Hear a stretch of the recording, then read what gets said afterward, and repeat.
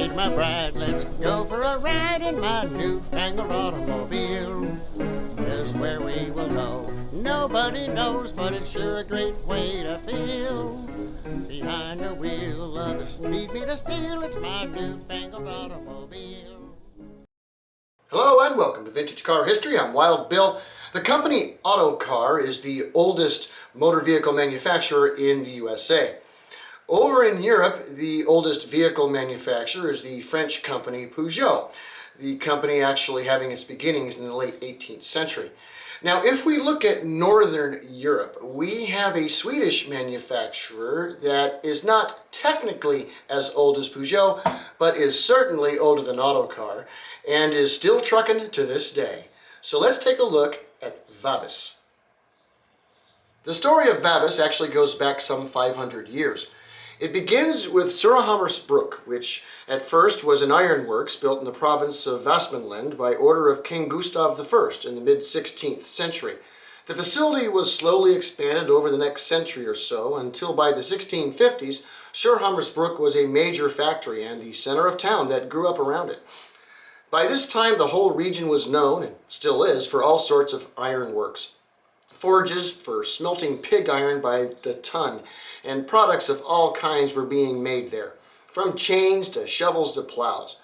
The company was further assisted by the completion of the Stronsholm Canal in 1795, making the transport of goods from Surhammers to nearby seaports of Västerås and Stockholm an easy thing. The invention of the locomotive gave the company even more work and reason to expand. Soon they were making railroad wheels and trucks by the thousands, shipping them all over Europe in addition to their regular offerings. Business was good, and the directors of the company considered moving into other industries, perhaps making vehicles themselves. It was in 1891 that the then managing director of Surahammersbrück, Peter Peterson, partnered with a well-respected local engineer, Philip Verson, to establish a new company, Vabis. The purpose of Vabis was to make non-powered vehicles at first, horse-drawn city trams, railroad baggage cars, passenger carriages, and the like. Business was good, and the company prospered. Verson was a good engineer, and his vehicle designs were excellent. However, engines were not his strong suit, a good reason why none of his vehicles had them. But by the mid-1890s, cars were actually becoming a thing, and Vabis wanted to get involved in that industry as well. They began to look around for a good engineer that could design entire cars for them, engine and all. They selected Gustav Eriksson in early 1897. Don't worry, Swedes, Gustav will get his own episode. And he went to work. He built two experimental cars for the company, one in 1897 and the other in 1898, and there were issues with both. This did not help sell the idea of making cars to the board of directors. Making railway cars, wagons, and carriages was quite lucrative. Cars were, at least at this point, still questionable as to whether they were really worth the investment in their minds. Part of the issue was that Eriksson wanted these cars to be distinctly Swedish, but not in the right ways.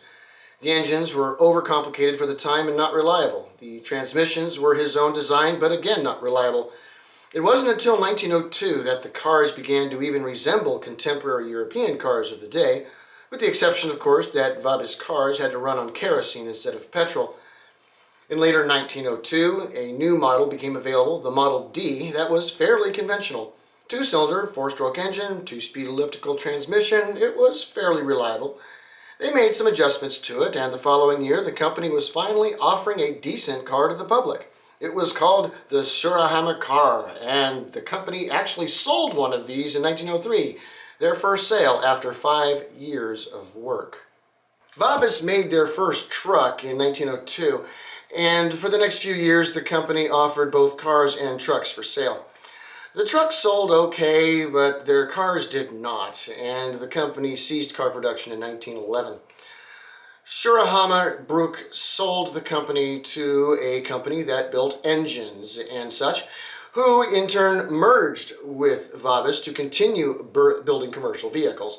So technically, Vabis still exists, just under a different name, Scania. Thanks for watching Vintage Car History, and we'll see you next week. Peace.